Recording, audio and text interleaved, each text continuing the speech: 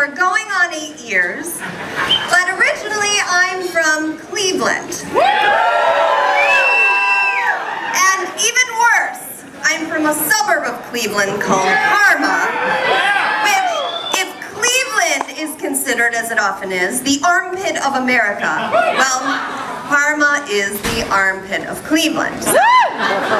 Growing up there, we didn't necessarily have a lot going on for us, but what we did have was inappropriately intense romantic relationships at a very young age, which I fortunately chronicled in a series of diaries, which unfortunately my mother read in their entirety before shipping out to me, complete with post-it notes and all sorts of things. So,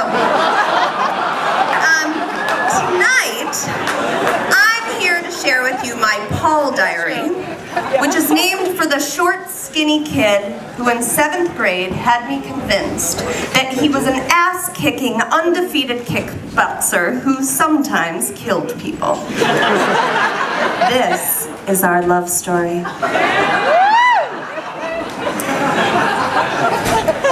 December 1st, 1993. Well, hi! Since I'm just starting this diary, let me tell you about myself. I am Dana M. Textoris. I'm 12 years old and live in Parma, Ohio.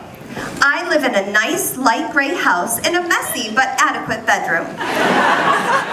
My mother, father, and sister live here with my beautiful cat and lovable dog. My family life isn't very good at all. My parents are extreme opposites and will eventually end up in a long-expected divorce. My sister acts like a perfect goody-goody. Hi, sis. But is really a manipulative, tattle-telling, selfish brat.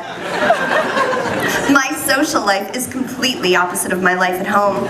I'm extremely devoted to my junior high. I'm popular with the whole 7th grade and some of the 8th grade.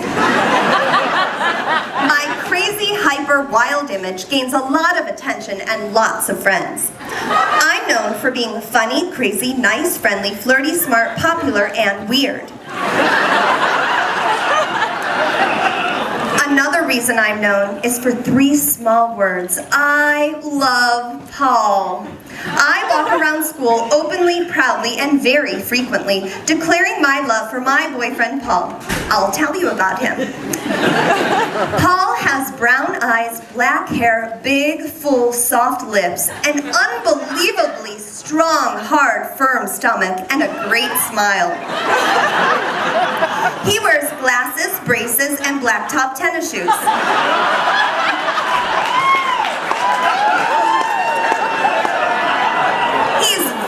Popular. He's a few inches shorter than me, which is the only problem. Every day, me and Paul see each other before homeroom. First period, I go to his math. We peck before 2nd and 3rd period. He walks me to my lunch and we peck. Before 6th period, we peck. Before 9th period... Before 9th period, we French. And after school, we peck. So far, we've Frenched 8 times and pecked hundreds of times. I really do love him. Not just puppy love, real love. December 8th, 1993. I am so relieved. Today, Paul told me all about his tournament on Sunday. He is a great fighter and has kickboxed for the last 3 or 4 years. He's undefeated. He fights 25-year-old guys and always wins. Often breaking people's jaws and noses. But still, I was so worried about this tournament. It was only for undefeated guys, which meant Paul and this guy at lead. It's against the law to kickbox at Paul's age, but since he's so good, the kickboxers let him do it anyway. It was fought in a 40-foot wide and 40-foot long cage that was locked. There were no rules. You used weapons, and you fight to death. He told me if he won, it was only because he had me to live for. It was all the way in Pennsylvania at 2 in the morning. He had to sneak out of the house at 11:30 at night and got a ride there by his sensei. When they got to Pennsylvania, he and the sensei got out of the car and the people there just immediately pulled out a gun and shot his sensei and killed him. Paul began fighting. I can't really remember, but I think it lasted only a minute or so. In the end, Paul ended up chopping off Lee's head and killing him. That's not really that hard to believe. What really gets me is that he says with his sensei dead, he had no ride and had to run all the way home from Pennsylvania. And all he's wearing is a pair of shorts. He is so good to me. He's completely obsessed with me and has I Heart Dana written all over his hands. He tells me he sells beepers and makes a lot of money. Me and Paul are going to last so long. Maybe all year and all through junior high and then into high school. We'll definitely get up the shirt and maybe down his pants. Well, I got to go. Love ya and Paul, Dana.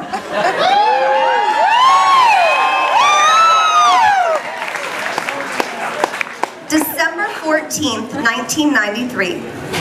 Today is one of the best days of my entire life. We drove to Brookgate for the 1 o'clock movie, Look Who's Talking Now. We sat down in the back row in the corner. In the beginning of the movie, Ryan and Mark said something to Paul and he turned to me and we started Frenching.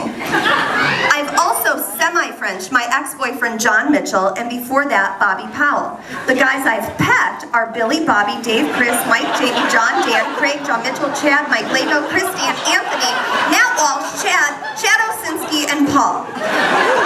All in all, I've pecked about 115 or 120 times, maybe more. Anyway. Me and Paul were kissing at the movies for about 20 seconds. Then, about 10 minutes later, Ryan's like, let's see you guys kiss again. Paul shrugs like, okay, and we start kissing. A little later, Paul's like, I'll be right back. Mark and Ryan start whispering to each other and talking, and I'm just like, tell me, you guys.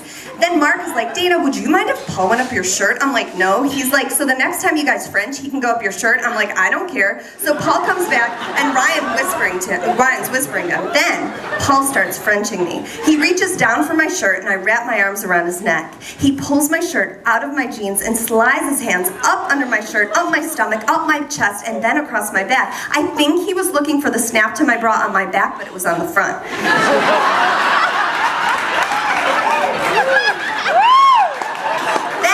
He moves his hands back to the front and stuff.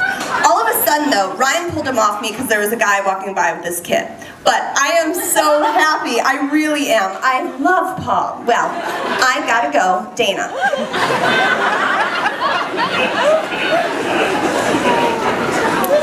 January 5th, 1994. Something happened last night. Paul dumped me.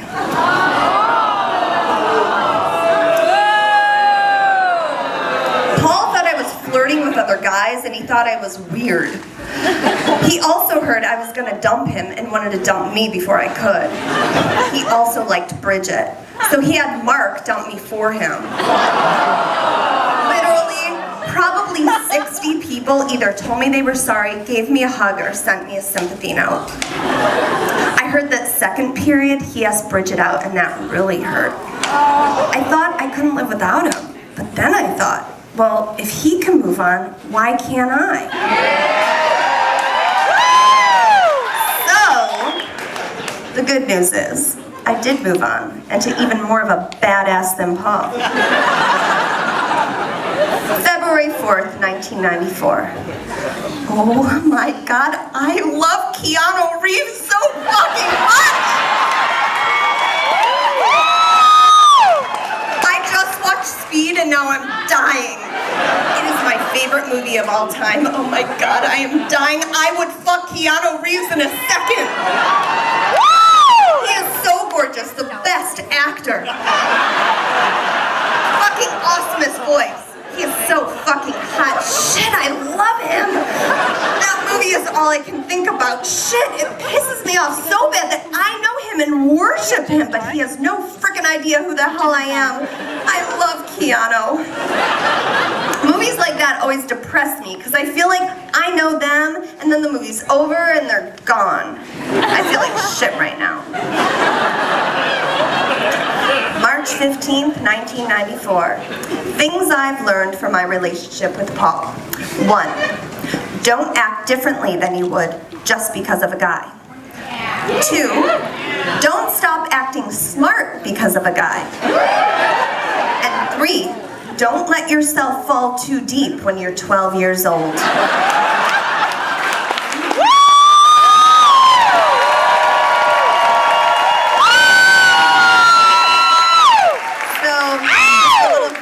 That Bridget girl that Paul dumped me for, well, they stayed together all through junior high, all through high school, had a couple of kids. According to Facebook, they just broke up.